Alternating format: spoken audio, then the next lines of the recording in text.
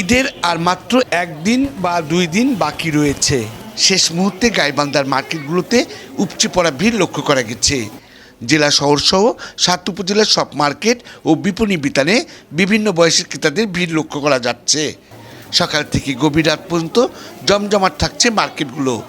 ক্রেতারা বলেন, সব কিছুর দাম বেশি হওয়ায় বাজেট জোগাড় করতে সময় লেগেছে, তাই শেষ মুহূর্তে এসে কেনাকাটা করছেন। কেনাকাটা আপনার আগের তুলনায় একটু প্রোডাক্টের দাম একটু হলেও একটু বাড়তি, কারণ তারপরেও কেনাকাটা যে হচ্ছে মোটামুটি অনেক সুন্দরভাবে অনেক লোকজন কেনাকাটা করতেছে। অনেক ভিড়ের মাঝেও অনেক সুন্দর সুন্দর প্রোডাক্টস তারা কালেক্ট করতেছে। আর এটা এত পরিমাণ গ্যাঞ্জাম, এটা আসলে বলার বাহিরে, এটা কল্পনার বাহিরে।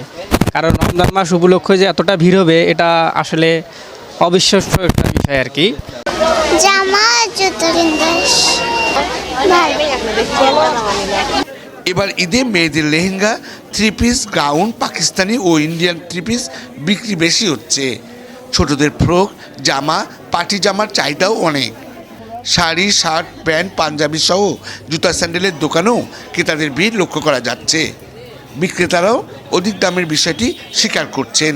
তারা জানান, খরচ বেশি হওয়ায় নিজেদেরও বেশি দামে বিক্রি করতে হচ্ছে। আইটেমগুলো খুব ভালো ছিল, যেমন ফার্সি ছিল, তারপরে ছিল গারারা ছিল, হীরামন ছিল। এই সমস্ত ড্রেসগুলোর প্রতি মানুষ খুব আকর্ষিত। আমার সারা বাংলাদেশে, শুধু নট অনলি আমাদের গাইবান্ধায়, মানে মানুষের ক্রেতার বাইরে কোনো কিছুই নেই, সবাই কিনতে পারছে এবং এবিলিটি মোটামুটি সবারই ভালো। এবারে আমরা ভালো বিজনেস করছি, মানে আমাদের 1 বছরের পর সামনের বছর যে টার্গেটটা থাকে সেইটা অন্তত ফুলফিল হয় এবং ভালো হয়। এবারে যেই ড্রেসটা চলছে বেশি ফার্সি চলছে, ঘাড়ারা, সারারা এই স্টাইলগুলো চলছে।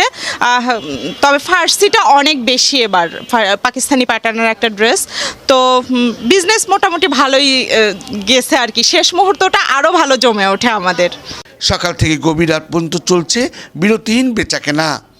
বড় শোরুমের পাশাপাশি ফুটপাতের অস্থায়ী দোকানগুলোতেও 3 ধরনের জায়গা নেই। সব মিলিয়ে রোজা আর যানজট উপেক্ষা করে ঈদের আনন্দে ভাগ করে নিতে শেষ মুহূর্তের প্রস্তুতিতে ব্যস্ত মানুষ। কেনাকাটার এই উৎসব চলবে 4 রাত পর্যন্ত। আসাদুজ্জামান মামুন, বাংলাদেশ বেতার, গাইবান্ধা।